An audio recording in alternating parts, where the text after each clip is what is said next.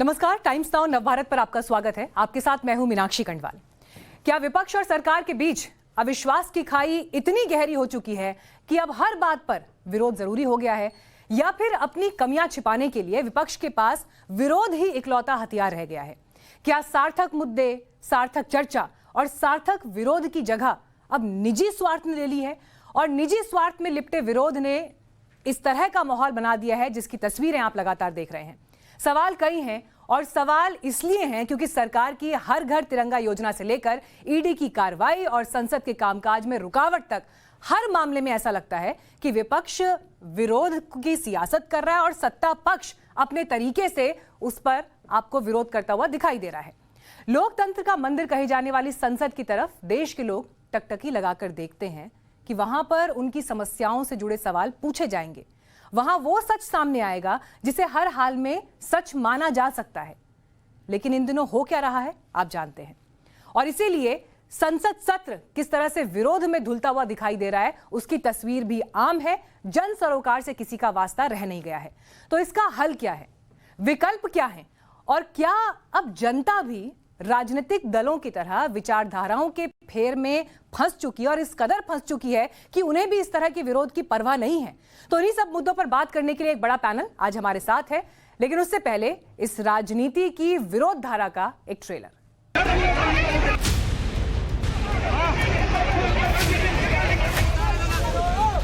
जिनको ये लगता है कि दबाने के बाद, ऐसे अपनी फोर्स दिखाने के बाद हम चुपचाप से समझौता करके बस में बैठ जाएंगे उनके साथ, तो क्यों करें हम? सच्चाई को बैरिकेड नहीं करा जाता। हम नरेंद्र मोदी से नहीं डरते हैं, समझ गए बात?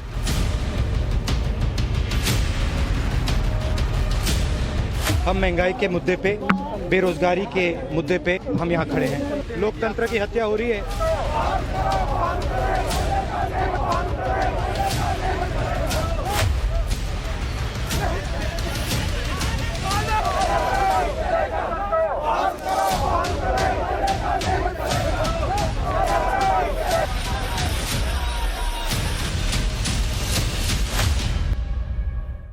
तो स्टूडियो में आज बड़ा पैनल हमारे साथ मौजूद है। बीजेपी से शहजाद पूनावाला हमारे साथ हैं, सीनियर जर्नलिस्ट हर्षवर्धन त्रिपाठी जी हमारे साथ जुड़ गए हैं, दिल्ली यूनिवर्सिटी से प्रोफेसर गीता भट्ट हमारे साथ हैं, और जेडीयू से माधव आनंद जी हमारे साथ जुड़ गए हैं। इस तरफ आप देख रहे हैं वरिष्ठ पत्रकार विनोद अग्निहोत्री जी हमारे साथ मौजूद हैं, आरजेडी से स्पोक्स पर्सन नवल किशोर यादव जी हमारे साथ जुड़ गए हैं, दुष्यंत नागर जी हैं राजनीतिक विश्लेषक, और कांग्रेस पार्टी से हमारे साथ जगदीश शर्मा जी हैं। आप सभी का बहुत स्वागत है टाइम्स नाउ नवभारत पर। एक सार्थक चर्चा की उम्मीद कम से कम आज यहाँ पैनल पर मैं जरूर करूंगी, संसद में बेशक नहीं हो पा रही है। शुरुआत में यहाँ पर जगदीश शर्मा जी आपके साथ ही करूंगी। विरोध सिर्फ विरोध के लिए, क्या ऐसा विपक्ष हताशा में कर रहा है, निराशा में कर रहा है? और ये कहने के पीछे कुछ वजह हैं। वजह यह है कि अगर हर घर तिरंगा के लिए एक आह्वान किया जाता है तो इस पर किसी को भी परेशानी क्यों हो सकती है? मीनाक्षी जी, आपका सवाल बहुत अच्छा है, जवाब भी मैं बढ़िया दूंगा आपको, मैं समझता हूँ। मुझे लगता है 8 साल से आप देख रही होंगी वे जो लोकतंत्र के मंदिर लोकसभा में विरोध हो रहा है। पिछले 20 साल से हम देख रहे हैं, इन्होंने सरकार नहीं चलने दिया था, और सरकार की छोटी छोटी बातों पर इन्होंने विरोध करा था। मनमोहन सिंह जी, जिन्होंने देश के लिए इतनी सुविधाएं, इतनी नीतियां दी, हमेशा विरोध करा सर्व सत्ता के लालच में। और दूसरा, आपके कहा तिरंगे की बात करें, अरे जिस कांग्रेस पार्टी ने 2-2 प्रधानमंत्री तिरंगे में दे दिए हैं, तिरंगे का हम विरोध क्यों करेंगे? मैं तो प्रधानमंत्री जी से, भारतीय जनता पार्टी के लोगों से हाथ जोड़ के प्रार्थना करता हूं, आरएसएस के गढ़ में उसकी छत पे तिरंगा लहरा के दिखाओ, ट्विटर मीडिया में तिरंगा लहरा के दिखाओ। हम तिरंगे का सम्मान करने वाले हैं, तिरंगा हमने बनाया है। हम 1947 से तिरंगे को लहरा रहे हैं, इनको तो बेचारों को अभी मौका मिला है। पिछले 8 साल में तिरंगा याद नहीं आया जब नहीं, देश महंगाई। तो फिर इस बहस का क्या मतलब है, खादी वर्सेस पॉलिएस्टर? फिर इस बहस का क्या मतलब है कि आरएसएस देशद्रोही संगठन है? आप मुझे बताइए, आप मुझे ये बताइए कि राहुल गांधी जब आरएसएस जैसे संगठन को देशद्रोही कह देते हैं, ये कहने के पीछे उनके पास क्या आधार है? ऐसी कौन सी इन्वेस्टिगेटिव एजेंसी उनके हाथ में अभी है जिसका ये निष्कर्ष है या जिसकी ये रिपोर्ट है जो आरएसएस को देशद्रोही कह रहा है? कैसे ये तय हो रहा है? हिंदू मुसलमान की बात करते हैं भारतीय जनता पार्टी, और मुसलमान भाई सारे तिरंगा लहराने को तैयार है, तो आरएसएस कौन है? सवाल सबसे बड़ा यही, वही तो लोग हैं। फैक्ट बताइए सर। अंग्रेजों के समय में जो फैक्ट बताइए। मैं फैक्ट ही बता रहा हूं। किस न्यायालय ने बोला है कि आरएसएस दोषी है? नहीं लहराएगा। किस न्यायालय ने बोला है कि आरएसएस दोषी है? देशद्रोही कहेंगे, ये मैं नहीं, पूरा देश कहेगा। आप बताइए, भावनाओं में क्या नहीं दीजिए सर, भावनाओं में नहीं, मुझे फैक्ट झंडा फहराएगी, हम सम्मान करेंगे, आरएसएस झंडे का सम्मान करेगी। सर तथ्य बताइए कि देश की किस अदालत ने कहा है कि आरएसएस देशद्रोही है? फैक्ट नहीं, बताइए। मेरी बात सुनिए, जो देश का झंडा नहीं फहराएगा, मैं भी कह रहा हूं, और सब कहेंगे वो देशद्रोही है।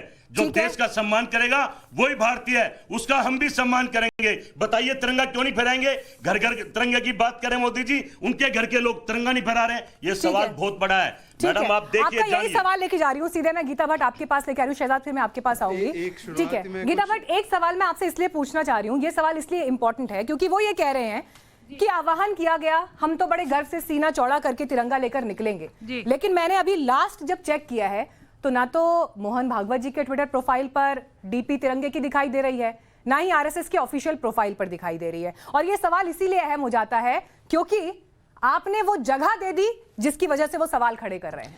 देखिए, कांग्रेस के प्रवक्ता यहाँ जो प्रश्न उठा रहे हैं, मैं इनसे ये भी इनको एक जानकारी देना चाहूंगी, शायद इनके पास ये जानकारी नहीं हो। वो ये कि जब कांग्रेस वर्किंग कमेटी ने 1930 में जब झंडा को कैसा झंडा होना चाहिए इसकी जो कमेटी कॉन्स्टिट्यूट करी थी, जिसके जवाहरलाल नेहरू सदस्य थे, 7 मेंबर थे उस कमेटी के अंदर, उसने क्या रिपोर्ट दी थी? उन्होंने सर्वसम्मति से सभी 7 के 7 सदस्यों ने यह कहा था कि जो हमारा भारतीय ध्वज होना चाहिए वो सिर्फ एक रंग का होना चाहिए, और वो रंग जो भारतीय संस्कृति का प्रतीक है उसको, वो रंग है भगवा रंग, और उसमें जो है जो चरखा है उसको एक सिंबल के रूप में उसे वहां प्रस्तुत करना चाहिए। तो अब आप बताइए, जवाहरलाल नेहरू जिस कमेटी के थे सदस्य, उसकी तो ये रिपोर्ट थी। कांग्रेस की जो ध्वज बनाने की जो कमेटी थी उसके ये ठीक है गीता जी, देखिए गीता जी, तिरंगे को लेकर विवाद, तिरंगे को लेकर उसका स्वरूप क्या हो या कैसा दिखना चाहिए, वो विवाद आजादी से पहले भी रहा है। महात्मा गांधी भी कह चुके हैं कि तिरंगे का जो स्वरूप बनाया गया वो उन्हें पसंद नहीं था, वो चाहते थे कि चरखा वहां पर दिखाई दिए। वो सर्वविदित है, सार्वजनिक मंच पर उनका वो बयान है। मेरा सवाल आपसे ये था कि अगर आज की तारीख में मोहन भागवत और आरएसएस के प्रोफाइल्स पर तिरंगा नहीं दिखता है तो क्या इसे माना जाए कि वो सरकार के साथ नहीं है या उन्होंने सरकार के आह्वान को नहीं माना है? देखिए, जो तिरंगे को लेकर हमेशा से ही राष्ट्रीय स्वयंसेवक संघ, जो कि सबसे पहली बात कि वो एक राजनीतिक संगठन नहीं है। दूसरी बात ये है कि भारतीय लोग तो हैं। देखिए, प्रधानमंत्री ने आग्रह किया है, हर व्यक्ति जो चाह रहा है, ये आग्रह है, इस आग्रह को स्वीकार करने के लिए आप तैयार हैं? ठीक है, चलिए आप तैयार हैं उस आग्रह को स्वीकार करने के लिए? हर एक सवाल का जवाब दे दीजिए। लेकिन बात ये है कि मुझे एक सवाल का जवाब दे दीजिए, जब प्रधानमंत्री या आह्वान कर रहे हैं तो उन्हें करना चाहिए या नहीं करना चाहिए? संगठन ने करना चाहिए या नहीं करना चाहिए? देखिए, हर व्यक्ति करना चाहिए प्रोफाइल, हर व्यक्ति को ये अभिव्यक्ति है कि वह किस प्रकार से आजादी के अमृत महोत्सव में अपना योगदान देना चाह रहा है। ये जो 2 साल है, और इसके लिए वो इस प्रयास में लगे, और ऐसा नहीं है आप जो ये दोष दे रहे हैं, तो आप क्यों नहीं बदल रहे हैं? बताइए, आपने बदला है अपना, वो तो उस हिसाब से मैडम, मेरे सवाल का जवाब नहीं मिला, जो सवाल मैंने आपसे हम क्यों बदले? हमारा तो तिरंगा जान देंगे, आन देंगे। ठीक है, एक सेकंड एक एक करके देखिए। सवाल ये है, मुझे लगता है सवाल ये है पैनल पे एक-एक करके सब लोग बात रख पाएंगे। ठीक है शहजाद, मैं डिबेट कंडक्ट कर रही हूँ। एक सेकंड, मैं सवाल का जवाब चाहती हूँ। हाँ, बोलिए, आपका ओपिनियन क्या है? मोहन भागवत और आरएसएस को अपने ट्विटर प्रोफाइल बदलने चाहिए या नहीं? आपको 1 सेकंड में चाहिए या मैं 1 मिनट ले सकता हूँ? क्योंकि आप 1 मिनट ले सकते हैं, लेकिन 1 मिनट का ओपनिंग रिमार्क है आपके। Thank you. पहले अभी कांग्रेस के प्रवक्ता ने कहा कि तिरंगा हमने बनाया है, ये उनका स्टेटमेंट था, आप प्ले कर सकती है। जगदीश जी, तिरंगा किसने डिजाइन किया, जरा इसके बारे में बताइए। आप क्योंकि तिरंगे के बारे में इतना ज्ञान दे रहे हो, ये तो सबको पता है। तिरंगा किसने डिजाइन किया है? मीनाक्षी जी, एक-एक करके बात कर लेते हैं। इन्होंने तिरंगे को क्लेम किया है, तो मैं इनसे पूछो तिरंगा किसने डिजाइन किया? मीनाक्षी जी, ये सड़क तो नहीं है यहाँ पे रॉबर्ट वाड्रा की तस्वीर लेकर नहीं नाचना है। मीनाक्षी जी, रॉबर्ट वाड्रा की तस्वीर लेकर नहीं नाचना है, ये एक मंच है। जोड़ के प्रार्थना है, मैं कृपया करके जगदीश जी, ऐतिहासिक बात है ना, इतिहास तो पता होना चाहिए। इतना तो पता होगा ना, तिरंगा इतना लेकर नाच रहे हैं ये लोग, तो मुझे बताइए कि बताइए तिरंगा किसने डिजाइन किया? मीनाक्षी जी, एक-एक करके। चलिए, आपको मालूम है या नहीं मालूम है? तिरंगे का पानी टैंक में चुप रहूंगा, पर तिरंगा अच्छा, आपको मालूम नहीं है ना? ठीक है, चलिए, इनको नहीं मालूम है। मैं इनके ज्ञान को, इनके और राहुल गांधी के ज्ञान का वर्धन कर देता हूँ। पिंगली वेंकैया ने किया है, ये बाकी लोगों को पता भी होगा। नवल जी, मुझे अपना समय दे दीजिए। Meenakshi, opening remarks, sir opening remarks एक-एक करके आऊंगे, एक-एक करके। देखिए, मेरी अपने सारे पैनलिस्ट से एक रिक्वेस्ट है, एक सेकंड, मेरी सारे पैनलिस्ट से रिक्वेस्ट, मैंने आपसे पहले ही आपके गेस्ट कोऑर्डिनेटर से कहा था, प्लीज एक सेकंड। मेरी रिक्वेस्ट है पहले सबके ओपनिंग रिमार्क्स एक बार पूरे हो जाएं, उसके बाद फिर हम अब मीनाक्षी जी, मैं आप प्लीज जो बात कंप्लीट करिए। एक आप मिनट जो में। बात कह रही ना, मैं उससे एक कदम आगे जाकर आपको एक ऐतिहासिक तथ्य बताता हूँ। आरएसएस के 2 लोग 11 अगस्त 1942 को 6 लोग थे पटना में, उन्होंने बिल्डिंग पे, गवर्नमेंट बिल्डिंग पे फ्लैग अनफर्ल करने की हिम्मत दिखाई तो उनको गोलियों से भून दिया गया। उसमें देवीपत चौधरी और जगतपति कुमार थे, ये दोनों आरएसएस से थे। उसके अलावा माइक थोड़ा सा ऊपर हाँ, करिएगा। ये दोनों आरएसएस से थे, जगतपति कुमार और देवीपत चौधरी।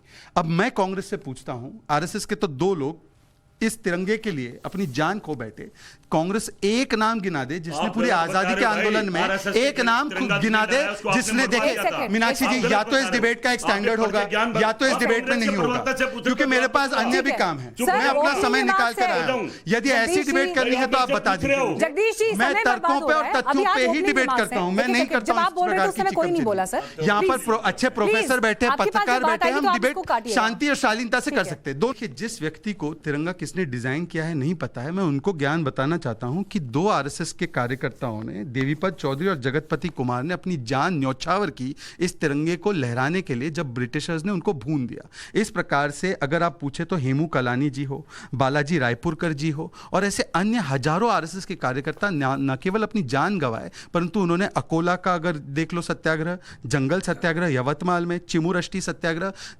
हेगड़ेवार जी से लेकर बाकी सारे कार्यकर्ताओं ने आहुति दी। मैं आपको एक ही सवाल पूछ रहा हूं कांग्रेस पार्टी से, आज वो मुझे 3 नाम गिनवा दे जिन्होंने जान का बलिदान, मैंने तो 4 गिनवा दिए, जान का बलिदान देने वाले कांग्रेस के कितने? महात्मा गांधी ने तो 48 में उनकी जान उनकी गवाई थी, क्योंकि गोडसे ने, जिनको इन्होंने पार्टी में लिया है, उसके समर्थकों को उन्होंने मारा था। पर कांग्रेस के कितने नेताओं ने जान गवाई आजादी के लिए, तिरंगे के लिए? ये जगदीश जी बता दे। और दूसरा, इनको तिरंगा किसने डिजाइन किया ये तो पता नहीं, चलिए छोड़ दीजिए।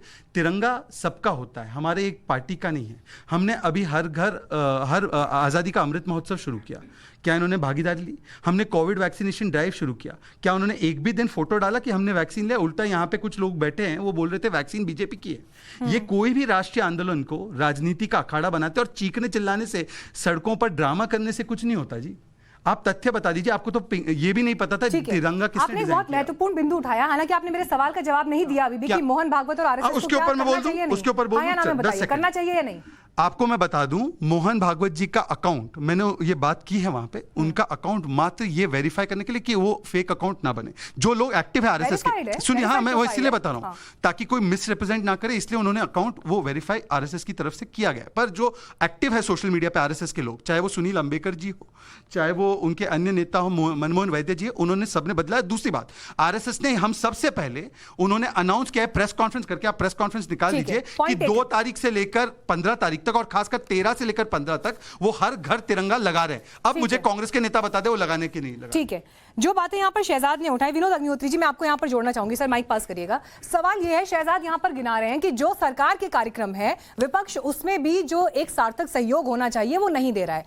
लेकिन सवाल यहाँ पर महत्वपूर्ण है कि क्या विपक्ष की ये आशंका या उनकी ये चिंता जायज है जब वो ये कहते हैं कि सरकार अपनी उपलब्धियों का या अपने सरकारी कार्यक्रमों का पॉलिटिकल फायदा लेने की या पॉलिटिकल माइलेज लेने की कोशिश करती है और हर घर तिरंगा भी उसी का एक एक्सटेंशन है?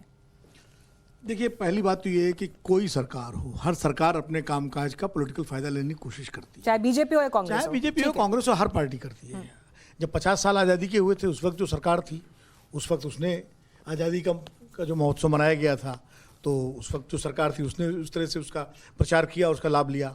आज 75 साल हो रहे हैं, तो जो मौजूदा सरकार है वो उसका लाभ लेगी। मान लीजिए आज कांग्रेस सरकार होती तो वो लाभ लेती, वो अपने तरीके से इतिहास की व्याख्या करके और तथ्यों को सामने लाती। आज जो बीजेपी सरकार है वो अपने तरीके से इतिहास की व्याख्या करके तथ्यों को सामने ला रही है।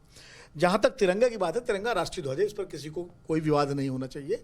और तिरंगा ना बीजेपी का है, ना कांग्रेस का है, ना हमारा है, ना आपका, सबका है वो, और कुछ देश का है। रही बात उसके डिज़ाइन की बात, उसको लेके विवाद रहा है। एक नाम इन्होंने लिया, एक नाम उनका भी है जो क्या कहते हैं, सुरैया तैयब जी का भी, उनकी डिजाइनिंग में उनका भी नाम है। तो ये एक विवाद है कि किसने डिजाइन किया। अब जो ऑफिशियली माना गया मैंने उसका नाम लिया है, परंतु इनको तो वो भी नहीं पता था। ये तो उनकी गर्द में है। अब आप बीच में बोलने लगे, देखिए कंप्लीट कर लें। नहीं, मुझे मत बताइए। थोड़ा बहुत इतिहास मैंने भी पढ़ा शहजाद जी, आप जैसा नहीं पढ़ा है, लेकिन थोड़ा बहुत पढ़ा है मैंने भी, ऐसा नहीं है। सुरैया तैयब जी का ये भी एक जो है वो इतिहास में दर्ज है। तो चाहे पिनारी जी ने किया हो, चाहे उन्होंने किया हो, जिसने भी किया वो देश के लिए किया। वो विवाद तो वो इस समय किसने डिजाइन किया किसने नहीं किया वो महत्वपूर्ण नहीं, महत्वपूर्ण तिरंगा है। रही बात यह है कि कितने लोगों ने जान गंवाई, मान लीजिए उन्होंने पूछा, लाला लाजपत राय का नाम भूल गए, वो भी तिरंगा लेकर के ही लाठी खाई थी उन्होंने, उनकी जान गई थी। अरे सर, मैंने उनसे पूछा उनको ज्ञान है कि नहीं भाई, आपने कांग्रेस ज्वाइन कर लिया तो उनके मैंने कांग्रेस नहीं ज्वाइन किया है, मैंने कांग्रेस जो छाती पीट है उनसे तो मैं राष्ट्रीय है ना मुझे। अब आप अगर हर्षवर्धन जी मेरा जवाब दे तब तो दिक्कत की बात है। देखिए ये आप स्वयं नियम तोड़ रहे हैं। आपने कहा कि आपके बीच में कोई नहीं बोलेगा, आप कैसे बोल रहे हैं बीच में? नहीं नहीं, से बात में बोल लीजिएगा। ठीक है, आप भी उनको एड्रेस कर लेना। भाई स्वतंत्रता आंदोलन में बात हो रही है, हजारों लोग इस प्रोग्राम को देखेंगे, वो नहीं जवाब दे पा रहे हैं तो मैं तो आरएसएस के बारे में बोलूंगा, अगर कोई पॉजिटिव चीज उसको वही बोलूंगा। तो मैं उनका कंप्लीट करिए। सवाल कांग्रेस बचाने का नहीं है, सवाल स्वतंत्रता आंदोलन बचाने का है, सवाल स्वतंत्रता आंदोलन बचाने का है। कम से कम स्टूडियो में हम लोकतांत्रिक तरीके से बहस कर सकते हैं। जो बहुत सारे अनाम कार्यकर्ता रहे होंगे, बहुत सारे अनाम कार्यकर्ता रहे होंगे जिनकी जाने गई है, इसलिए ये चैलेंज देना किसी पार्टी को या किसी को, बहुत सारे ऐसे लोग भी शामिल रहे होंगे जो आज कांग्रेस में नहीं है, उस समय हो सकता है हिंदू महासभा के हो, वो भी आजादी के आंदोलन में लड़े होंगे। तो ये कोई चैलेंज नहीं, ये मैं इसलिए कह रहा हूं, मेरा कांग्रेस से या बीजेपी से मेरा लेना नहीं है शहजाद जी। तो मैं जो बात कह रहा हूं, मैं अपनी बात कह रहा हूं, मुझे अपनी बात कहने दीजिए। आपका जब आए तो अपनी बात कहिएगा। मैंने खाली लाला लाजपत राय का मेरा केवल ये कहना था कि जब ये आरएसएस को देशद्रोही कह रहे थे तब तो आपको ये मैं उस पर भी आ रहा हूं ना। अरे आप तो मैंने उनको फैक्ट किया, पर फिर कांग्रेस के बचाव में मैं जा रहा हूं प्रोग्राम इस तरह का बोलेंगे ये। मेरा वक्तव्य पूरा नहीं हुआ, मैं अभी आरएसएस पे भी आ रहा था देशद्रोह वाले मामले। इस तरह से बात नहीं होगी। आप मुझे बोलने तो देंगे ना प्लीज, मेरी सबसे आपने बीजेपी ज्वाइन कर लिया, अच्छी बात है, ये आपका फैसला है। ठीक है, आप कभी कांग्रेस डंडा लेके भी घूमते थे? ठीक है सर, घूमते थे नहीं घूमते थे, वो भी आपका फैसला था। तो ये छोड़ दीजिए, इस पर मत आइए। एक सेकंड, मैं चोला नहीं बदलता हूं, मैं सही बात कह रहा हूं। नहीं, मैंने उनका रिमार्क नहीं आरएसएस को मैं नहीं मानता कि आरएसएस से कोई भी इस देश में कोई भी देशद्रोही, आरएसएस देशभक्त संस्था में, मैं आरएसएस के देशभक्ति पर सवाल थोड़ी उठा रहा हूं, आज तक नहीं उठाया मैंने। मैं किसी भी संस्था के उसके विचारों से सहमति हो सकती है, लेकिन जो भी संस्था इस देश के संविधान को मानती है, जो भी दल इस देश के संविधान को मानता है, जो दल इस देश को मानता है, वो इस देश का है, देशभक्त है। मैं कैसे उसको कह दूं? लेकिन आप जबरदस्ती जो है उसको। सर प्लीज शांत हो जाइए, मुझे बताइए सर, आप क्या ये मानते हैं कि हर घर तिरंगा योजना के पीछे कोई राजनीतिक मकसद भी है? मैंने आपसे क्या कहा? आज़ादी का अमृत महोत्सव है, आज़ादी का अमृत महोत्सव मना रही सरकार और मनाना चाहिए। इसके पीछे राजनीतिक मकसद भी अगर हो तो कोई गलत नहीं है। अच्छे काम के पीछे कोई भी मकसद हो उसमें गलत है। देश के लोगों को आज़ादी का 75 साल का आज़ादी का महोत्सव मनाना चाहिए और मैं इसके समर्थन में हूँ। मैंने इसीलिए कहा कि जब आज़ादी के 25 साल हुए थे उस समय जो सरकार थी उसने भी आज़ादी का रजत महोत्सव मनाया होगा और उसने भी इसी तरह से जो है तिरंगा को लेकर के और उसको लेकर के अपनी तरीके से की होगी बात। जब 50 साल हुए तब स्वर्ण जयंती मनाई गई आजादी की, तब तत्कालीन सरकार ने मनाई। आज ये सरकार मना, अगर ये सरकार न मनाती तो आरोप लगता है कि सरकार नहीं मना रही है क्योंकि आरएसएस की बैकग्राउंड की सरकार, ये कांग्रेस आरोप लगाती। लेकिन इसलिए सरकार मना रही है, मैं तो उसके समर्थन में हूँ, आजादी के अमृत महोत्सव के समर्थन में। और आजादी का अमृत महोत्सव और तिरंगा अगर घर घर फहराया जाए उसमें आपत्ति क्या है? उसमें क्या समस्या है भाई? तिरंगा तो फहराना ही चाहिए, तिरंगा इस देश का ध्वज है। ठीक है, नवल किशोर जी मुझे ये बताइए कि विरोध क्या आप सिर्फ विरोध करने के लिए किया जा रहा है कि आप भी ये मान रहे हैं आप खुद एक पॉलिटिकल पार्टी से जो विपक्ष की है उससे संबंध रखते हैं? और मेरे पास पूरी एक लिस्ट मौजूद है पिछले कुछ वक्त में जो मुद्दे उठे हैं, चाहे जीएसटी के रेट्स रिवाइज होना हो, पीएमएलए प्रोविजंस को लेकर जो सुप्रीम कोर्ट ने फैसला दिया हो चाहे उसकी बात हो, कौन से भाषा संसदीय है नहीं है उसको लेकर जो सूची सामने आई हो, ये तो पहले भी होता रहा है ना। लेकिन देखा कि उस पर इस तरह से विरोध हुआ जिसे देखकर ये लग रहा है कि विपक्ष को सिर्फ पार्लियामेंट को काम में बाधा डालनी है, रोकना है, इसलिए ये सब किया जा रहा है। देखिए, ये सवाल तो हमें पक्ष से पूछना चाहिए कि अगर उसके पास कोई सार्थक या सकारात्मक पहल होते या काम होते तो ज़रूर वो उसकी बात करते। जिनके पास कोई काम दिखाने को नहीं है वो पहला सहारा लेते हैं प्रचार का। जब प्रचार से काम नहीं चलता है तो फिर व्यापार करते हैं, विचारों का व्यापार करते हैं कि कौन ठीक है और कौन गलत है। जो इस देश का नागरिक है, सब देशभक्त है, सारे लोग झंडा के समर्थक हैं, ऐसा कौन है जो नहीं हो सकता? हाँ, आरएसएस की परेशानी है, उसके अपने कारण है, लेकिन हर व्यक्ति तो फिर ये क्यों कहा जा रहा है कि ये जो हर घर तिरंगा योजना बनाई गई, इसी पे आप जोड़ लीजिए, तो फिर ये नैरेटिव क्यों गढ़ा जा रहा है कि ये जो योजना बनाई गई है ये अपने चंद बिजनेसमैन को फायदा पहुंचाने के लिए बनाई गई है? क्यों ये कहा जा रहा है? इसके पीछे क्या तर्क है? देखिए, बिल्कुल तर्क का एक 8 साल का पूरा इतिहास है। आप देखेंगे ना कि जब आपको विकास पे इतना ही विश्वास था तो इतना प्रचार करने की क्या जरूरत है? अब उससे भी अगर आपका समस्या का समाधान नहीं हो रहा है तो आप अत्याचार करते हैं ईडी के माध्यम से, और अत्याचार जब ऐसा करते हैं कि पूरे विपक्ष के लोगों ईडी ने किस पर अत्याचार किया? सब पे अत्याचार कर, सोनिया गांधी और राहुल गांधी पे अत्याचार हो रहा है। भाजपा पे छोड़ के, अपने दल को छोड़ के, अपने समर्थकों को छोड़ के वो कहीं भी जा सकते हैं। एक बार एक लाइन में तो कह दीजिए, पार्थ चैटर्जी या अर्पिता मुखर्जी पर अत्याचार हो रहा है। नहीं, मैं तो कह रहा हूं कि जिस पॉलिटिकल पार्टी के पास ये वहीं पर जाते हैं जहां पर इनको शंका और संकट होता है। ये महाराष्ट्र में 12 बजे रात को भी जा सकते हैं, जहां कहीं भी समस्या होगा, जहां पर लगेगा कि इनका सत्ता खतरे में है, इनका सरकार खतरे में, वहां पे जा सकते हैं। जहां पर चुनाव से नहीं जीते हैं वहां ईडी से जीते हैं। आपने देखा होगा, खुद ही आप न्यूज एंकर हैं तो आप फॉलो करते होंगे, चुनाव के प्रचार के दौरान भी हो जाता है, चुनाव के दौरान भी धमकाया जाता है, सदन के अंदर भी बंगाल में धमकाया गया कि अगर पार्टी छोड़ोगे तो तुम्हारे पीछे ईडी का छापा पड़ेगा। ये छापों पर आधारित राजनीति का सृजन करता भाजपा है, और इस बात को देश के लोगों को पता है कि वो कोई भी बात प्रचार के लिए करता, उसका कोई लेना देना नहीं है। स्मार्ट सिटी कहाँ गया? आपको पूछना चाहिए कि अच्छे दिन कहाँ गए, आपको पूछना चाहिए 2 करोड़ रोजगार कहाँ गए, आपको पूछना चाहिए 19 महीने सरकार में रही बिहार में भाजपा जदयू के साथ, उसको बताना चाहिए कि 19 साल रोजगार के आधार पे अगर उन्होंने आए थे तो क्या 19 महीने में 19 रोजगार दे पाए हैं? ये सवाल है जो कि महंगाई पे है, या नौकरी पे है, बेरोजगारी पे है, या बेकारी पे है, या अर्थव्यवस्था के खराब होने पे है। इन तमाम मुद्दों पर वो फेल कर रही है। यही कारण है कि वो कभी ईडी का सहारा तो कभी तिरंगा को प्रचार करने का जरूरत जिस सरकार को पड़ती है, किशोर जी की बात में भरोसा होता है जब वो ये कह रहे हैं कि सरकार सिर्फ अपनी नाकामी छिपाने के लिए इस तरह के कार्यक्रम लेकर आती है कि सब कुछ अच्छा है देश में? मीनाक्षी जी, मैं अपने तय सीमा में ही बोलने की कोशिश करूंगा। पूरा देश आज़ादी का अमृत महोत्सव मना रहा है, और इस अमृत महोत्सव में जो केंद्र की सरकार ने जो डिसीजन लिया कि हर घर तिरंगा, यानी 13 से लेकर 15 अगस्त तक हर व्यक्ति अपने घर में जो है सो तिरंगा जो है सो फहरावे, झंडा तोलन करे, यह मुझे लगता है इस आज़ादी के अमृत महोत्सव में 4 चांद लगाने का काम कर रहा है। और जनता दल यूनाइटेड सरकार के साथ पूरी तरह खड़ा है और इस मुहिम के साथ पूरी तरह जो है सो अपने लगाव को दर्शा रहा है। मैं कहना चाहता हूँ, बहुत सारे ऐसे मुद्दे हैं जहाँ आप राजनीति कर सकते हैं, लेकिन तिरंगा को लेकर अगर कोई भी व्यक्ति या कोई भी पॉलिटिकल पार्टी अगर राजनीति के चश्मे से देखती है और राजनीति करना चाहती है तो दुर्भाग्य का विषय हो सकता है। और मैं कहता हूं कि भारतवर्ष की जनता निश्चित रूप से आपको सबक सिखाने का काम करेंगे अगर तिरंगा से रिलेटेड विषय वस्तु पर अगर कोई भी पार्टी अगेंस्ट में जाती है। दूसरी बात मैं कहना चाहता हूं, जनता दल यूनाइटेड के लिए पहला शब्द भी राष्ट्रभक्ति है और अंतिम शब्द भी राष्ट्रभक्ति है, इसमें कोई दो राय नहीं है। और मैं सरकार के साथ, इस मुहिम के साथ, झंडे के साथ, जुड़ाव के साथ हम लोग ये सो खड़े हैं। और एक बात मैं और कहना चाहता हूं, हर पार्टी का अपना झंडा होता है, लेकिन देश का झंडा, देश का तिरंगा उस सर्वोपरि है। और उसके साथ अगर विचारधारा की जहां तक बात है, सबको एक साथ सहमत होनी चाहिए। और मैं तमाम पॉलिटिकल पार्टियों से यहां आग्रह करना चाहता हूं, आप राजनीति कीजिए, लेकिन जो केंद्र सरकार ने अभी किया है उस पर सबका समर्थन होना चाहिए। हर व्यक्ति अपने घर में तिरंगा लगावे, यह एक अच्छी पहल है और निश्चित रूप से इसका स्वागत करना चाहिए। ठीक है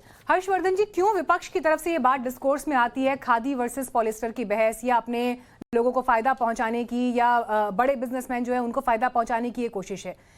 क्या आपको ऐसा लगता है कि इसके पीछे, क्योंकि आपके पास कोई और सार्थक इशू नहीं है, आप नहीं ला पाते और उसकी वजह से ये सब मुद्दे खड़े किए जाते हैं?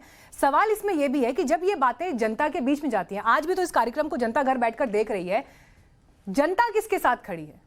आप जब लोगों के बीच पहुंचते हैं तो क्या ओपिनियन आपको लोगों के भीतर दिखाई देता है? देखिए मीनाक्षी जी, सबसे पहले तो मैं ये कहूँगा कि विपक्ष के पास सार्थक मुद्दों की कमी है, मैं ये नहीं मानता हूँ।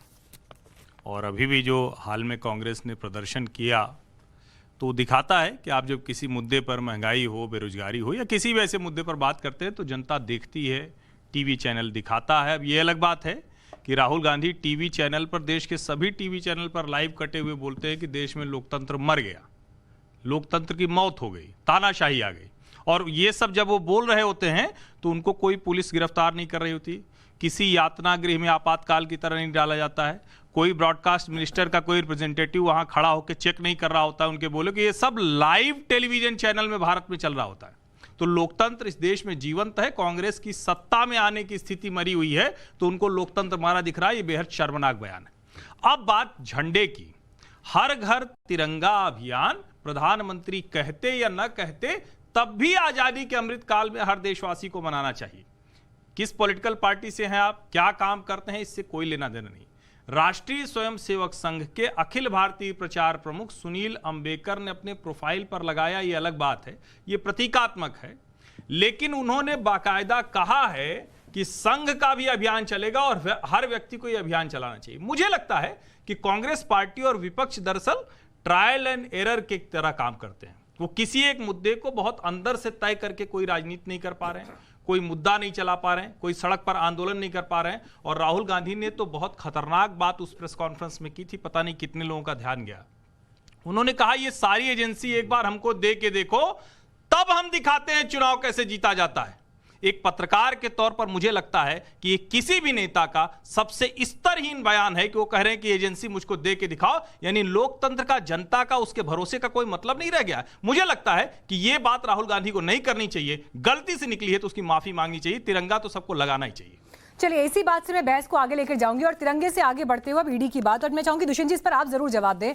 देखिए, ये परिस्थिति जो खड़ी हो गई है, ईडी मामलों की जांच कर रही है, जिस तेजी से कर रही है, उस पर हमने पिछले हफ्ते भी डिबेट की और हमने पूरी तस्वीर देखी जी। जांच हो रही है तो हो जाने दीजिए, लेकिन ये जो परिपाटी सेट हो रही है कि फिर जब हम सत्ता में आएंगे तो हम बताएंगे कैसे होगा, लोकतंत्र ऐसे चलेगा क्या?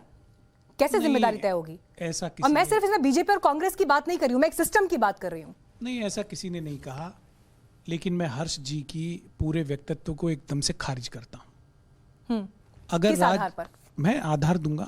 अगर राज्यसभा में, अगर राज्यसभा में बिल्कुल आपके पूरे व्यक्तित्व को, आपके कथन को पर आप आइए, मैंने वक्तव्य बोला है तो कुछ और बोल सर, मेरा मुझे भी लगा, लेकिन बाद में समझ में आया वक्तव्य। मैं व्याकरण मेरी बहुत ठीक है और हम बिल्कुल हिंदी मीडियम के पढ़े हुए हैं। व्यक्तित्व बोला है, आप चेक कर लीजिए। मैं पूरी तरह से खारिज करता हूं जब राज्यसभा में नेता प्रतिपक्ष को, जब उनको बोलना है, वो महंगाई जैसे मुद्दे पे बात करना चाहते हैं, सदन को संबोधित करना चाहते हैं, तब उनको ईडी बुला के बिठा लेती है 6.5 घंटे के लिए। काहे का लोकतंत्र बचा है साहब? बताइए, अब से पहले कभी 58 साल 60 साल कांग्रेस की सरकारें रही, कभी ऐसा हुआ क्या? अटल जी, अडवाणी जी नेता थे, प्रतिपक्ष के नेता थे भाजपा के, कभी उनके साथ ऐसी कोई घटना घटी हो? आप बता दीजिए। और आपने कहा कि राहुल जी प्रेस कॉन्फ्रेंस कर रहे थे, उनको किसी ने गिरफ्तार किया, तुरंत तो गिरफ्तार कर लिया उनको, प्रेस कॉन्फ्रेंस से निकलते ही गिरफ्तार कर लिया। अभी वो, अरे आपको जानकारी नहीं है? अच्छा चलिए, बोल लेते हैं। अपडेट दीजिए, अपडेट लीजिए भाई साहब। और अभी वो हिरासत में हैं। ये लोकतंत्र है साहब। ये एक सांसद जो तीसरी बार चुने गए हैं, उनको आप 50-50 घंटे अनावश्यक रूप से पूछताछ के लिए परेशान कर रहे हैं। अगर वो मार्च करना चाहते हैं, महंगाई मुद्दा राष्ट्र का मुद्दा है। गांधी परिवार क्या पूछताछ से परे है सर? नहीं, बिल्कुल भी नहीं है। तो क्या हो गया अगर पूछताछ हो रही है? बिल्कुल पूछताछ करिए, लेकिन अगर महंगाई के लिए मार्च करना चाहते हैं, प्रधानमंत्री जी को ज्ञापन देना चाहते हैं, तो मुझे कृपया बताइए उसमें गलत क्या है, उसमें गिरफ्तार क्यों किया जा रहा है? और अजय माकन जी ने कल एक बड़ी बात कही, मैं ध्यान आकर्षित कराना चाहता हूं हर्ष जी का। एक डीसीपी फोन करके कांग्रेस के महासचिव को कह रहा है कि आप महंगाई के ऊपर, आप बेरोजगारी के ऊपर आप धरना नहीं कर सकते। कहां लोकतंत्र बचा है? 44 लगा दी। कौन से हम लोकतंत्र की बात कर रहे हैं? अरे घेरना, राहुल गांधी के घेरा में लिया। एक एक शब्द के साथ हम लोग खड़े हैं और मजबूती के साथ खड़े हैं। ठीक है, शहजाद पूनावाला, मुझे ये बताइए। 30 सेकंड मुझे दे दीजिए। है क्या कि कोई बात जब संदर्भ के साथ नहीं आती तो ऐसे ही होता है जैसे दुष्यंत जी के साथ हुआ। मैंने कहा जब वो ये कह रहे थे कि इस देश में लोकतंत्र मर गया है, तब उनको किसी पुलिस ने नहीं उठाया। धरना प्रदर्शन करते पुलिस का हिरासत में लेना ये बड़ी सामान्य बात है। और आजकल तो हमने ये वीडियो देखा है कि कांग्रेसी कहते हैं कि भाई ले लो, नहीं तो अगर ईडी की गिरफ्तारी उस समय नहीं पकड़े गए, अटल जी को कितनी बार गिरफ्तार किया, पत्ता कट जाएगा। आडवाणी जी को कितनी बार गिरफ्तार किया, नहीं मीना जी, गडकरी जी को कितनी बार गिरफ्तार किया गया, राजनाथ साहब को कितनी बार गिरफ्तार किया गया, नहीं किया गया। सर सवाल इंपॉर्टेंट है, मैं सवाल उनसे पूछ लूं। सर देखिए, यहाँ पर एक परिस्थिति ये भी है जिसको लेकर कई लोगों ने सवाल भी उठाए। जिस दिन यंग इंडियन के ऑफिस में ताला लगा, उसी दिन हम देखते हैं, शहजाद ठीक है आप ही रिस्पॉन्ड कर दीजिए इस पर, उस दिन हम देखते हैं कि कांग्रेस मुख्यालय के ऊपर पुलिस की तैनाती हो जाती है, राहुल गांधी के घर के बाहर पूरी पुलिस की तैनाती हो जाती है। किस लिए हो जाती है? क्या दिखाने के लिए वो तैनाती थी? राहुल गांधी तो घर पर भी मौजूद नहीं थे उस वक्त। ठीक है, क्या ये एक तरह की दबाव की राजनीति है पूरा या एक मैसेज देने की कोशिश? पूरा जवाब दूंगा, होपफुली हस्तक्षेप नहीं होगा। ये तैनाती 144 आमूमन लगी रहती है। और ये क्यों बढ़ानी पड़ती है? क्योंकि पिछली बार जब सत्याग्रह के नाम पर आंदोलन किया, मीनाक्षी जी मेरे पास सारे एविडेंस है, अभी ये व्यवस्था दिखाने के लिए आसान नहीं है मेरे लिए। कॉलर किसने पकड़ा था? रेणुका चौधरी ने पकड़ा था ना पुलिस का कॉलर। अभी ये वीडियो आई है, प्रियंका वाड्रा लात मार रही है पुलिस वालों को। इसके अलावा आपको पता है असम में पीटा था एक पुलिस वाले को, आगजनी की थी, ये भी याद है, और नेटा डिसूजा ने थूका था पुलिस वाले पर। ये सत्याग्रह होता है, ये इस प्रकार से बर्ताव होता है। आपको अगर नहीं अच्छा लगता ईडी का, अभी यहाँ पे किसी ने कहा बात है कि ईडी क्या बीजेपी के यहाँ जाती है क्या? ये देखिए मैं लेकर घूमता हूँ ये सारा कुछ। ये ईडी ने सूरत में, फिर पूरी बात हो जाने दीजिए, उसके बाद जी भर के जवाब दीजिए। ईडी ने सूरत में भी बीजेपी के कार्यकर्ता पे, एक नेता पे रेड की थी। मैं अपनी बात रख सकता हूँ मीनाक्षी जी? इनकम टैक्स ने रेड की थी येदियुरप्पा के बेटे के मित्रों के यहाँ पर। ये मैं आपको दिखा रहा हूँ, भाजपा के प्रवक्ता होने के नाते छाती ठोक कर दिखा रहा हूँ। अब मैं दूसरी बात कह रहा हूँ, इनके ऊपर जो भी कार्रवाई हो रही है, आरोपों पर छोड़ दीजिए, मैंने आरजेडी पे लगाया, आरजेडी ने मुझ पे लगाया, कोर्ट के आदेश पर जो होती है, मेरे पास ये 2013 का कोर्ट का आदेश है कांग्रेस पार्टी के नेताओं के खिलाफ, जिसमें कि क्रिमिनल आपराधिक मामला दर्ज किया गया। 2013 में किसकी सरकार थी जी? नेशनल हेराल्ड का केस जब ये लॉन्च किया गया था, यूपीए की थी। उस समय क्या सुब्रमण्यम स्वामी को ख्वाब आया था प्राइवेट क्रिमिनल कंप्लेंट में कि 2022 में ये लोग मार्च निकालेंगे महंगाई की, तो मैं अभी से केस कर दूं, उसमें ऑर्डर हो जाएगा, फिर मैं इस पर कार्रवाई करूं? तो एक सेकंड, दूसरी बात, आम आदमी पार्टी एक से सुनिए 10 सेकंड जी, ये क्यों कह रहे हैं फिर कि ये बीजेपी का नहीं, ये तो शिकायत मैंने की थी और उसके बाद जो है सोनिया गांधी पर हमने कहा बोला उनकी शिकायत, तो हम तो कह ही रहे हैं, तो ये तो अच्छा है, वेंडेटा नहीं है हमारा। वो तो उल्टा ये सवाल उठा रहे हैं कि बीजेपी क्यों ये क्रेडिट लेने की कोशिश कर रही है? आज मीनाक्षी जी क्यों ले रही है? आप दीजिए उस बात का भी स्पष्टीकरण दीजिए। एक सेकंड मैं इसका पहले जवाब दे दूं। पहले तो हम क्रेडिट और डिस्क्रेडिट नहीं होता, ये एजेंसी जिसमें उसको तथ्य मिलता है वो कार्रवाई करती है। और कोर्ट ने, एक बात बता दूं, जो कंप्लेंट पे कॉग्निजेंस लिया गया उसके बाद हाई कोर्ट सुप्रीम कोर्ट में राहत लेने गए, उनको नहीं मिली। इनकम टैक्स रीअसेसमेंट ऑर्डर आया, उसमें भी ये हाई कोर्ट सुप्रीम कोर्ट गए, राहत नहीं मिली। ये क्रेडिट की मारामारी नहीं है। आपने स्वामी जी का पूरा स्टेटमेंट देखा है ना? उन्होंने वो तो ये तक कह रहे हैं कि बीजेपी के कई नेता ऐसे थे जो नहीं चाहते थे कि ऐसा, और बड़े नेताओं के नाम लिए देखिए ऐसा है, मैं एक बात कहता हूं, तो आप एक सेकंड, आज दोपहर को एक प्राथमिक रूप से मुझे बता दो, भारतीय जनता पार्टी के नाते मैं कौन से तर्क का जवाब दूं कि वेंडेटा करते हैं या वेंडेटा नहीं करते? क्योंकि आप जो कह रही हैं, जो आप स्वामी जी का हवाला देकर कह रही है, इसका मतलब ये कि हम वेंडेटा नहीं करते हैं। या तो मैं वेंडेटा कर रहा हूं या मैं वेंडेटा नहीं। अच्छा मीनाक्षी जी, अब मुझे आगे बढ़ना दीजिए। स्वामी जी के ऊपर पूरा 1 घंटा शो निकालने का मुझे लगता है आपको भी, कई बातें ऐसी होती है जो अनसेड होती हैं, ठीक है? टॉप लीडर या तो मैं अलग-अलग राजनीतिक दलों के जो टॉप लीडर हैं, उसे लेकर उसे लेकर एक सहमति होती है, ये आप भी जानते हैं। आप चाहते हैं ना कैमरा में नाम लेके 4 विषय अलग-अलग उठाएं। अब आप मुझे बताइए कि सुब्रमण्यम स्वामी जब ये बात कहते हैं कि उनके कहने पर हुआ, बीजेपी के कई नेता ये नहीं चाहते थे। तो मैं तो वही कह रहा हूं कि बीजेपी के नेता चाहना नहीं चाहना होता ही नहीं, कानून क्या चाहता है उस पर तय होता है भाई। ठीक है, 1 सेकंड 10 सेकंड मुझे पहले कंप्लीट करने दीजिए, उसके बाद जवाब करिए। ये तो बीजेपी के नेता का कोई एजेंडा नहीं है कि कोई जेल जाए ना जाए, हम तो चाहते हैं कानून के हिसाब से सारी कार्रवाई हो। बिल्कुल सही कहा उन्होंने। दूसरी बात, ठीक है, अब मैं दूसरी बात, सर आपकी बारी में बोलिएगा, अपनी बारी में मीनाक्षी जी, सर अपनी बारी में बोलिएगा। अब देखिए, मैं एक स्टैंडर्ड हम लोग सेट करते हैं कि कोर्ट के खिलाफ जिस पे आदेश आता है उस पर कार्रवाई होनी चाहिए और उस पर किसी को नहीं बोल। इन्होंने सृजन पर बोला, जेडीयू वालों ने आरजेडी पे कहीं बोले होंगे, इस पे नहीं कर सकते हम चर्चा जी। हम चर्चा कर सकते हैं इसी विषय पर। देखिए मीनाक्षी, सर अपनी बारी में हाँ। कोर्ट के आदेश आप पर भी आए, सत्येंद्र जैन को क्रिमिनल बैकग्राउंड वाला कहा है, सत्येंद्र जैन को कहा है प्राइमा फेसी इनके खिलाफ मनी लॉन्ड्रिंग का है, हाईकोर्ट ने भी कहा है। आम आदमी पार्टी ने आज तक उसको नहीं हटाया, और कांग्रेस ने आम आदमी पार्टी के खिलाफ जब ये इस्तेमाल हुआ ईडी का और ये पूरा ये केस चला, तब उसको कहा कि ये बहुत सही की हुआ।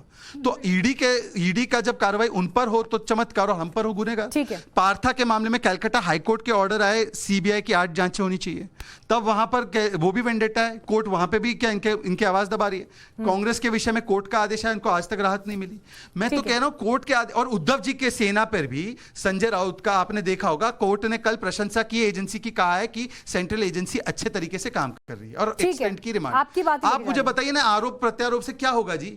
ये स्वामी ये कह रहे, ये आरजेडी ये कह रही, हम कहते हैं कोर्ट क्या कह रहे हैं? वो कह रहे हैं कर नहीं तो डर नहीं, एजेंसी अपना काम कर रही है। लेकिन एक बात यहां पर जगदीश जी जो देखने को और मिली है वो ये कि वो विपक्ष जो ना तो राष्ट्रपति के चुनाव के लिए एक साथ आ पाया, ना उपराष्ट्रपति के लिए एक साथ समर्थन जुटा पाया, लेकिन ईडी के एक्शन को लेकर 17 दल एक साथ आ गए। क्योंकि कहीं ना कहीं ममता बनर्जी को भी शायद ये लगता है कि अभी आज तो पार्था है, कल को कहीं अभिषेक बनर्जी रहा हो, या गांधी परिवार जिस तरह से फंसा हुआ है उसकी एक सूरत दिखाई देती है, और इसीलिए अब साथ आना मजबूरी है। मीनाक्षी जी, गांधी परिवार फंसाया जा रहा है, झूठा फंसाया जा रहा है। हमारा देश का कानून कहता है पहले एफआईआर दर्ज करो और फिर इंक्वायरी करो। यहाँ तो एफआईआर तो दर्ज है नहीं, इंक्वायरी शुरू से चल रही है, जमानत चल रही है। आप चुप रहिए प्लीज, सुनना सीखो। अरे भाई चुप रहो ना यार, अपनी बारी पे बोलो यार, अपनी बारी पे बोलो। ईडी का इतने ईडी के घमंड में आप लोग मत आओ। और ऐसा कौन सा सामान ले रहे हैं जो भाजपा में आके ईडी उसको छोड़ देती है? जैसा कहाँ है, माल्या कहाँ है, यहाँ ईडी क्यों नहीं जा रही है? देश लूट रहा है, देश बिगड़ रहा है, अडानी पूरे देश का पैसा बाहर ले जा रहा है, वहां ईडी क्यों नहीं जा रही है? कहीं ना कहीं ईडी का दुरुपयोग करें। जो सरकार के खिलाफ बोलेगा वहां ईडी जाएगी, तय है। चाहे कोई भी बोले, ममता बोली उसके वहां गई, जो बोलेगा अरे भेजो ना अपने नेताओं के यहाँ। सर, आप क्या खजाने भरे पड़े हैं, आप धारा प्रवाह बोल रहे हैं, खजाने भरे पड़े हैं, आप धारा प्रवाह बोल रहे हैं, लेकिन तथ्य नहीं है सर आपके पास। प्रोफेसर जी कह रहे थे, सर आपके पास तथ्य नहीं है, आपके पास तथ्य नहीं है। बात कर रहा हूं मैं, जमीन मुझे ये बताइए, नेशनल हेराल्ड को लेकर जो बहस चल रही है, क्या बता दीजिए? सब दलों को ईडी से नहीं डराया जा रहा, सीबीआई से नहीं डराया जा रहा, भेजा जा रहा है। अरे उन पर भेजो जहां देश खजाना जिनके पास है। मुझे बताइए, आप पार्थ चैटर्जी को क्लीन चिट दे सकते हैं क्या? नहीं दे सकते, तो फिर आप सवाल कैसे उठा रहे हैं? क्यों? अरे सर वही क्यों, मतलब कितना कैश रिकवर हुआ है?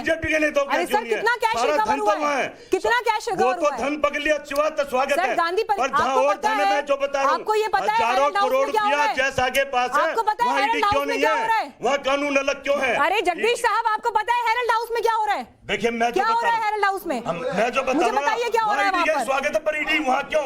ठीक है, विपक्ष के नेताओं के मैं अपने दर्शकों के लिए एक बात क्लियर करना चाहती हूँ, दर्शकों के लिए मैं एक बात क्लियर करना चाहती हूँ, जगदीश जी के पास तथ्य नहीं है और धारा प्रवाह भावनाओं में जो फैक्ट के बिना वो बातें कर रहे हैं, फैक्ट के बिना जो बातें कर रहे हैं, उनका कोई औचित्य नहीं है, कोई औचित्य नहीं उन सब बातों का। हर्षवर्धन जी, भावनाओं में बहकर विरोध सिर्फ विरोध करने के लिए कर रहा है, ये उसका ताजा उदाहरण मुझे यहाँ स्टूडियो में भी दिखाई दिया है। आप बिल्कुल दिखाई दिया, विरोध करेंगे। ठीक है, बताइए नौकरी कहाँ, रोजगार कहाँ? सर फैक्ट पर बोलिए प्लीज। फैक्ट पे आप आइए। ठीक है सर, मैं आपको और समय नहीं दे पाऊंगी, आप तथ्य तो नहीं सुन रहे हैं। लोगों की मदद नहीं करेंगे सर, जो आप चिल्ला रहे हैं इससे कुछ नहीं होगा, कुछ नहीं होगा सर इससे। फिर आप दिखाओ, टेप लगा दो। हमारे भी गैस सिलेंडर चूड़ी लेके स्मृति ईरानी बैठी थी ना, वो लोकतंत्र था। सर प्लीज, सर प्लीज हमें बंद कर देते हैं। जगदीश जी प्लीज प्लीज शांत रहिए, थोड़ा पानी पिलाइए जरा जगदीश जी। हम तो शांत रहना ठीक है। सबसे ज्यादा बेरोजगारी राजस्थान में। अरे भारत में, आप भारत की बात करो, बेरोजगारी आपने फैला दिया है, नौकरशाही आपने नाश कर दिया, भारत का बेड़ा गर्क। जीडीपी आपके प्रधानमंत्री ने कहा था, वो प्रधानमंत्री मैं आपको सर 10 मिनट मौका दूंगी, जीएसटी पे बोल लीजिए, सब पे बोल लीजिए। नहीं आपके आप गलत बोल रहे हैं सर। इनके प्रधानमंत्री कौन है, पूछ लीजिए इनसे। प्लीज सर, इनके प्रधानमंत्री कौन है? ये आपके मतलब क्या, इनके कौन है प्रधानमंत्री? अच्छा, ये इनके प्रधानमंत्री नहीं है, ये इनके प्रधानमंत्री नहीं है। देखा अग्निहोत्री ने, मैं यही कह रहा था, ये लोग ये तिरंगा मानेंगे। ये देखिए। ठीक है जगदीश जी, मुझे ये बताइए कि अगर ईडी पहुंच रही है ममता बनर्जी के पास, अगर ईडी चेक कर रही है हेराल्ड मामले में, तो आप किस आधार पर उन्हें क्लीन चिट दे रहे हैं? किस आधार पर? नहीं, हम कोई क्लीन चिट नहीं, या तो आप कहिए देश के सामने कि ईडी गलत कर रही है। धन्यवाद, इसी ईमानदारी से ईडी पूरे देश में काम पकड़े। पैसा मैं बता दूंगा कहाँ कहाँ। ईडी को सबको पकड़ना चाहिए, वन वे नहीं जाना चाहिए, टारगेट नहीं करना चाहिए। लोकतंत्र नहीं कहता, ईडी निष्पक्ष एजेंसी है, हम उसका स्वागत करते हैं। और भी बहुत पैसा है, हमारे पास लिस्ट है, ईडी हमारे से पूछे लिस्ट का, हम भी बता दें कहाँ, उनको भी पकड़े, बस हमारा ये कहना है। ठीक है विनोद जी, आपको लग रहा है कि जिस तरह के ये मुद्दे यहाँ पर ईडी को लेकर उठाए जा रहे हैं, ईडी क्या अब आज के दौर में नई सीबीआई बन गई है? और अगर सेंट्रल एजेंसीज की बात ही हो रही है, तो उसमें तो दामन यूपीए का भी साफ नहीं है सर। नहीं, किसी सरकार का साफ नहीं है। देखिए, सेंट्रल एजेंसीज उसी तरह से केंद्र सरकार की पुलिस होती है जैसे राज्यों में पुलिस की एजेंसी, राज्य की एजेंसियां होती हैं। लेकिन केंद्रीय एजेंसियों पर भरोसा लोगों को इसलिए ज़्यादा होता है कि आमतौर पर केंद्रीय एजेंसियों के बारे में ये एक धारणा है कि उन पर राजनीतिक दबाव कम होता है। इसीलिए आप देखिए, कहीं कोई घटना होती है तो पहली मांग क्या होती है? सीबीआई जांच करा ली जाए। सरकार किसी की हो, पहली मांग होती है सीबीआई जांच करा दी जाए, क्योंकि राज्य की पुलिस के बारे में माना जाता है कि आमतौर पर राज्यों की पुलिस जो है कई बार सत्ताधारी दल के दबाव में आ जाती है, हर राज्य की पुलिस। इसीलिए हमेशा सीबीआई जांच की मांग की जाती है।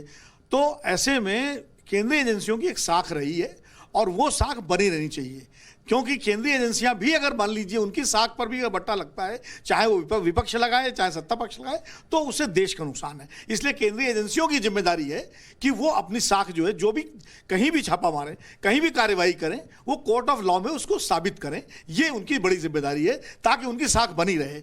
ये एक जरूर ईडी पर सवाल है कि ईडी ने जितने मामले आज तक दर्ज किए हैं, उनमें जो कन्विक्शन रेट है वो काफ़ी कम है। इसको लेकर के सवाल उठता है। तो ये ईडी की जिम्मेदारी है कि जहाँ जैसे पार्थो चटर्जी के यहाँ उन्होंने जो है काफी मात्रा में धन और संपत्ति बरामद की है, तो निश्चित रूप से ममता बनर्जी को भी लगा, उन्होंने हटाया, निकाला। क्योंकि इसके पहले तो सत्येंद्र जैन तो आज ही मंत्री बने हुए हैं, आम आदमी पार्टी नहीं मान रही है कि वो जो है कोई मतलब अपराधी हैं, जबकि ईडी ने उनके खिलाफ भी बहुत सारी चीजें निकाली हैं या कोर्ट में दी हैं, जैसा कि अभी ये बता रहे थे, शहजाद बता रहे थे, कोर्ट ने जो है उसमें कहा है। तो अब दूसरी बात यह है कि आजकल नया चलन चल गया है। देखिए, एक समय था कि किसी मंत्री के खिलाफ अगर कोई जरा सा सम्मन भी आ जाता था, पुलिस का वारंट आ जाता था, तो उसको प्रधानमंत्री या मुख्यमंत्री हटा देते थे अपने उससे। आप देखिए, अटल जी ने बूटा सिंह को हटाया था जब संज्ञान लिया गया था, यूपीए के समय तमाम सारे मंत्री हटाए गए। अब तो सत्येंद्र जैन जेल में है, मंत्री हैं। महाराष्ट्र में नवाब मलिक और वो एनसीपी के एक सज्जन वो थे, वो ही जेल में रहते हुए मंत्री रहे, तो सरकार चली गई।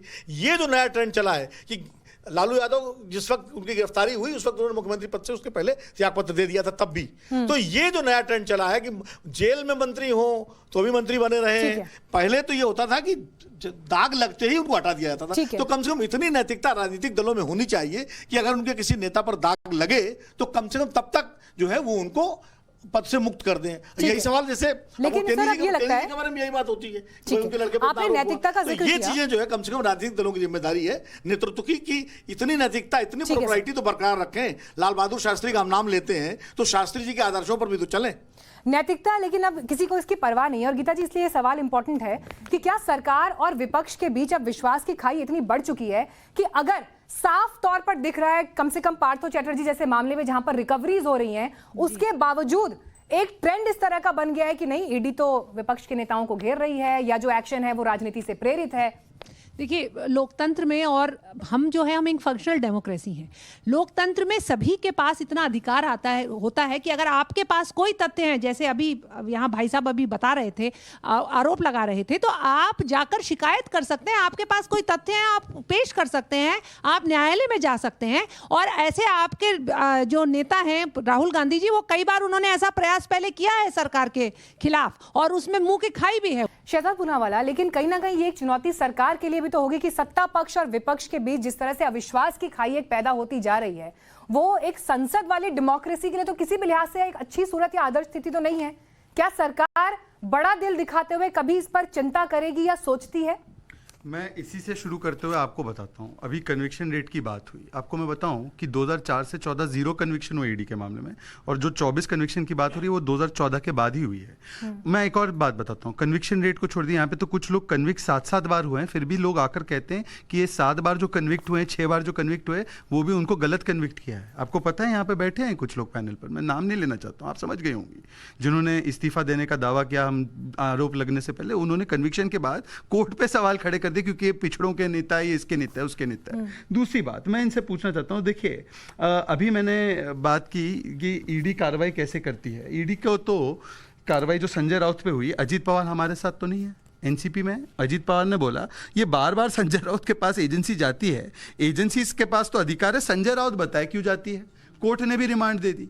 अब इनको जाकर कन्विंस कर लो कि ये विंडिक्टिव है। कोर्ट को तो कर नहीं पाए, क्योंकि कोर्ट को जब कन्विंस किया गया था एक बार यूपीए के टाइम पे, तो कोर्ट ने तो खुल के बोला कि एक्सपैरेट है सीबीआई। आज तक तो 8 वर्षों में सारे लगाव प्रयत्न करने के बाद चिदम्बरम, सिंघवी, सारे लोग गए थे। अभी एक पीएमएलए के खिलाफ भी गए थे सुप्रीम कोर्ट में, पता है ना क्या हुआ वहां पे? सुप्रीम कोर्ट ने अपहोल्ड किया, तो उन्होंने सुप्रीम कोर्ट के खिलाफ ही लेटर निकाल दिया कि सुप्रीम कोर्ट को नहीं पता क्या देना है जजमेंट। आखिरी बात, अभी आपने बोला कि बड़ा दिल हमें रखना चाहिए। जी ठीक है, बड़ा दिल रखते हैं। आज़ादी का अमृत महोत्सव, इसमें सरदार पटेल जैसे नेताओं के योगदान को सलाम किया जा रहा है। सरदार पटेल कांग्रेस के नेता थे, बीजेपी के थे, आरएसएस के थे। दूसरी बात, अभी यहाँ पे तो ये भी कहा गया ना, आपके प्रधानमंत्री, चाय वाला प्रधानमंत्री नहीं मानते इसको। ये जनता ने क्या किया है, ये किसको बना दिया प्रधान, ये बोला गया है, चाहे वो रहे हिस्सा इस शो का या डिलीट कर दिया, पर ये शो का हिस्सा रहा है ना, ऑन रिकॉर्ड बोला है ना।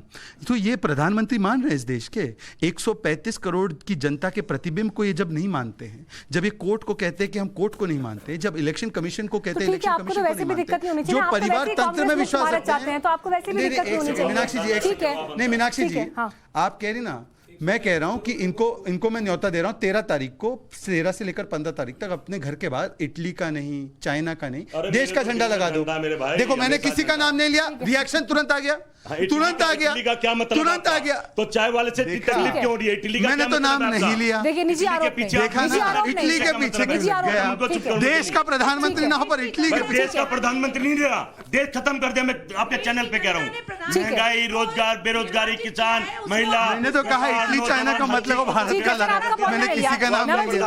अब मुझे आप ये बताइए, देखिए विपक्ष को लेकर ये एक बड़ा सवाल है कि जब प्रोटेस्ट होते हैं सड़क पर, संसद में या संसद से बाहर जो प्रोटेस्ट होते हैं, एक ऐसी परिस्थिति सी बनती दिखाई दे रही है कि नेताओं पर जब एक्शन हो रहे हैं तो फॉर एग्जाम्पल अगर गांधी परिवार को यहां पर लिया जाए तो गांधी परिवार के लिए कांग्रेस बिल्कुल सड़क पर इस तरह से प्रोटेस्ट करती है जो पूरा देश देखता है, लेकिन वही बात आप महंगाई की, बेरोजगारी की, इन तमाम मुद्दों की करते तो हैं, लेकिन ये मुद्दे बन क्यों नहीं पाते, या आप सरकार को घेर क्यों नहीं पाते फिर इन पर?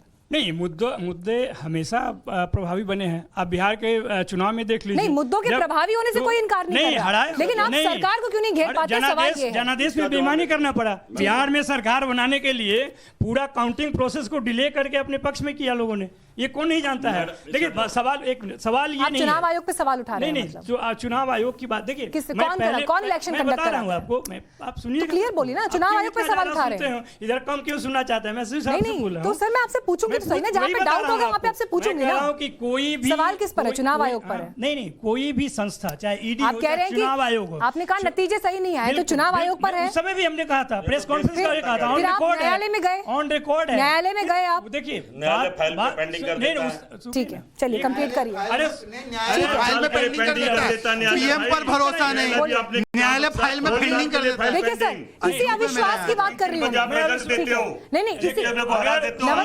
नहीं, आप कंप्लीट करिए, मैं रोक नहीं रही हूँ आपको, लेकिन देखिए दाहिने कमजोर और अविश्वास पर सवाल है, लेफ्ट मजबूत क्यों हो जा रहा है? अरे सर आप मजबूती से बोलिए, आपकी पूरी आवाज जा रही है। उन्होंने उस समय से सवाल ये है, आप सुनते जा रहे हैं। सवाल मैं अविश्वास पर पूछ रही हूँ। देखिए अभी आपने जो नतीजे आए आपने उस पर अविश्वास खड़ा कर दिया, दूसरी चीजों पर आपने बताया भरोसे की कमी है। आप मुझे बताइए ये अविश्वास क्यों है हर मुद्दे पर? बिल्कुल उसी का, देखिए किसी भी सरकारी जांच एजेंसी पे कोई डाउट नहीं है, न्यायपालिका पर कोई शक नहीं है, शक केवल इस पे है कि मनसा पे है, उस सरकार पे जो अपना निकम्मापन छुपाने के लिए जो कोई काम नहीं करते, कोई उपलब्धि नहीं है, उसमें विपक्ष को, सरकार इतने दिन से 8 साल से है, कुछ काम गिनाने को नहीं है। अब उनके पास देखिए केवल पॉलिटिकल वेंडेटा नहीं है।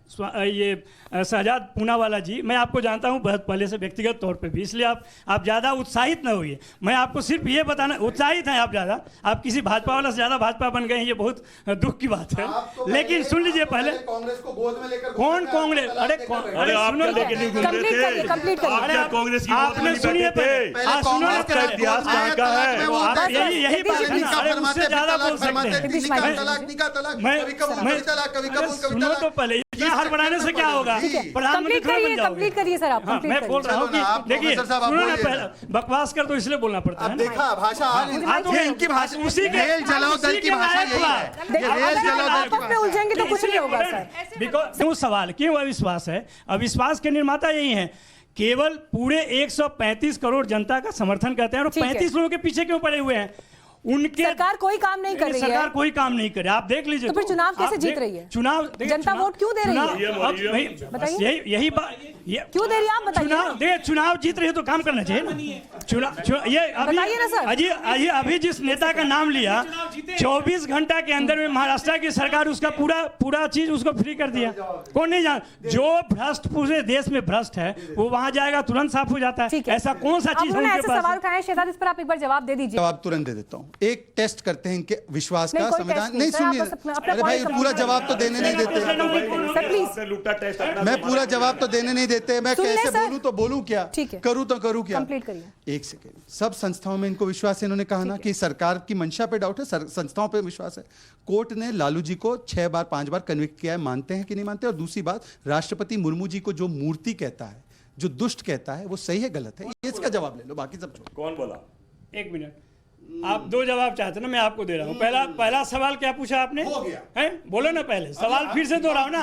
अरे सीबीआई कोर्ट का है स्टेटस क्या है इस देश में?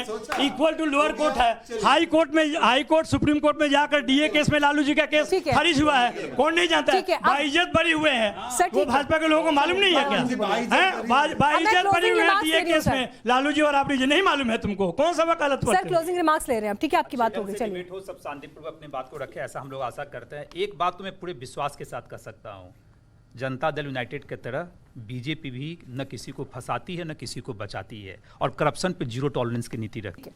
हर्षवर्धन जी, क्लोजिंग रिमार्क्स। मैं उसी डिबेट पे लौटता हूं, क्योंकि बहुत सी बातचीत दूसरी तरफ चली गई।